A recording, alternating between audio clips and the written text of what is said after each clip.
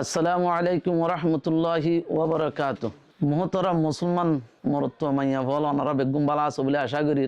আর তো কেন রমাদান শরীফের মাস ইয়ান মাদে আর আল্লাহ রোজা ফরজ ইয়ান বেগুনে জানি অহন রোজা ইবেম মাদে রোজা দরিয়রে বহুত জনতুন অন্নাফাম মাদে হাফিয়া হই যাগই ধরো রোজার একে মনন নাই ফানি হাইবে লাগে অর্থাৎ খানা খাইবে লাগে এখন মানুষই কি করা যা তৈলে হদে মানুষই রোজা রাখার অবস্থার মাঝে রোজা মনন্নতায় হাফিয়া গজ্জে ইয়ার বাদে মনতুটে বস না খাইব না খাইয়ারে রোজারে ফুরা করিব এবার রোজা মানুষ ক্ষতি নোকসান নহইব। রাসূলুল্লাহ সাল্লাল্লাহু আলাইহি ওয়াসাল্লামের হাদিস মান নাসিয়া ওয়া হুয়া সাইমুন ফাআকালা আও শারিবা যেহনজ্ঞ মানুষ রোজা ফরা গিয়ে গই রোজার অবস্থার মাঝে খাইয়ে ইয়া তো ফিয়ে ফল ইউতিম সৌমহু হদে তুই রোজারে বাদ বাকি ফুরা করি ফেল ফাইন্নামা আতআমহু ওয়া সাকাহু তলিহি বারে ফরাই জঙ্গই ফরার অবস্থা মা হাই দিয়ান আল্লাহ হাবাইয়ে দে আল্লাহ ফিলবাই দি তলি বা রোজার মাঝে তলে কিনে হইব ক্ষতি নহইব।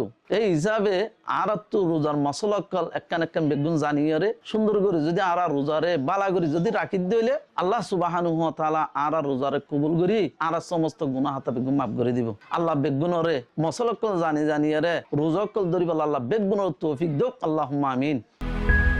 জিতানো ইমান না হারাইও।